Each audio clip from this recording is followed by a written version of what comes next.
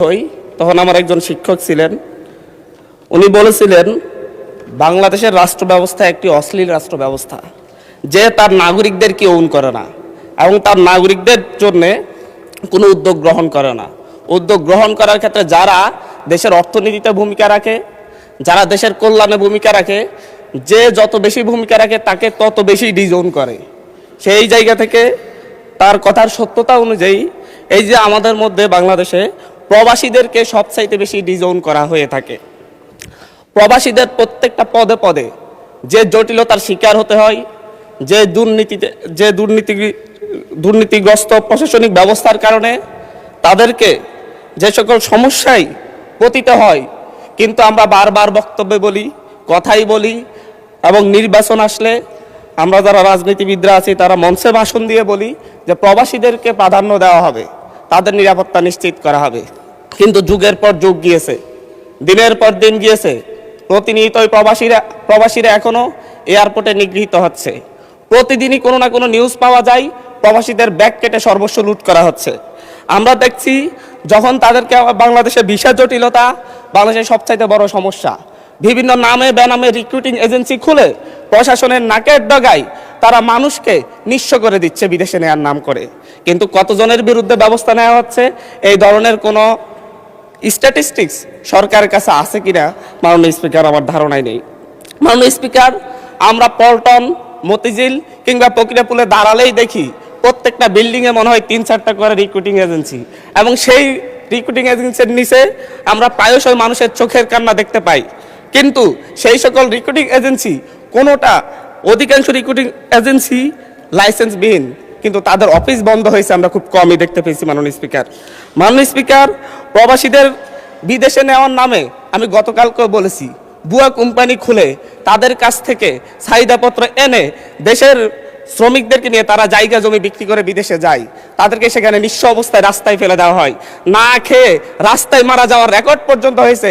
কিন্তু বাংলাদেশের দূতাবাস কিংবা বাংলাদেশের মন্ত্রণালয় এই ব্যাপারে আনুষ্ঠানিকভাবে কোনো দুঃখ প্রকাশের বিবৃতি পর্যন্ত আমাদের চোখে পড়েনি। মাননীয় স্পিকার, আমাদের এই বাংলাদেশের এই যে ভুয়া কোম্পানি তৈরি করা এবং ভুয়া এজেন্সির নাম করে, ভুয়া কোম্পানির নাম করে শ্রমিকদেরকে, বাংলাদেশের সাধারণ মানুষকে প্রতারণার শিকার হয়ে নিঃস্ব করা হয়, এটার সাথে বাংলাদেশের দূতাবাস, বাংলাদেশের মন্ত্রণালয় সহ প্রত্যেকটা গ্রুপই জড়িত, এবং সবচাইতে বেশি জড়িত বাইরের সিন্ডিকেট। 4-5 জনের সিন্ডিকেট পুরো প্রবাসীদের এই এজেন্সিগুলোকে নিয়ন্ত্রণ করে। দেশের বাইরে শ্রমিক পাঠানোর ক্ষেত্রে তারা ভূমিকা রাখে। মাননীয় স্পিকার, আমাদের বাংলাদেশে অদক্ষ জনশক্তি রপ্তানি করা হয়। বাংলাদেশে আমরা স্ট্যাটিস্টিক্স অনুযায়ী দেখলে ভারত যেখানে 70% দক্ষ জনশক্তি রপ্তানি করে, যেখানে পাকিস্তান 50% দক্ষ জনশক্তি রপ্তানি করে, যেখানে শ্রীলঙ্কা 60% দক্ষ জনশক্তি রপ্তানি করে, বাংলাদেশ সেই ক্ষেত্রে 20% দক্ষ জনশক্তি রপ্তানি করে।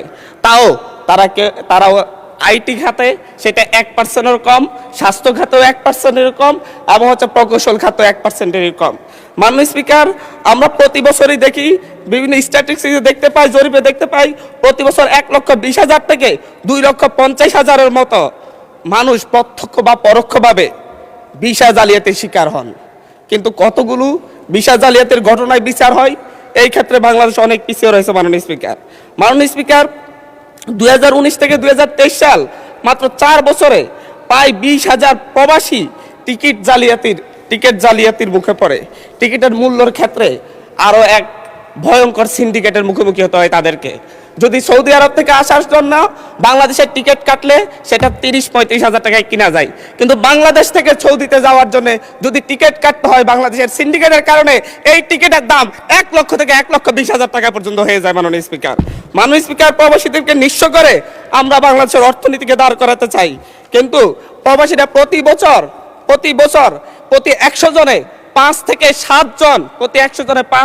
7 জন প্রবাসী ফেরত আসে আহত অবস্থায়, এবং তাদের চিকিৎসা পর্যন্ত ঠিকমতো করা হয় না, এবং তারা সারা জীবনের জন্য পঙ্গু হয়ে ঘরে বসে থাকে। মাননীয় স্পিকার,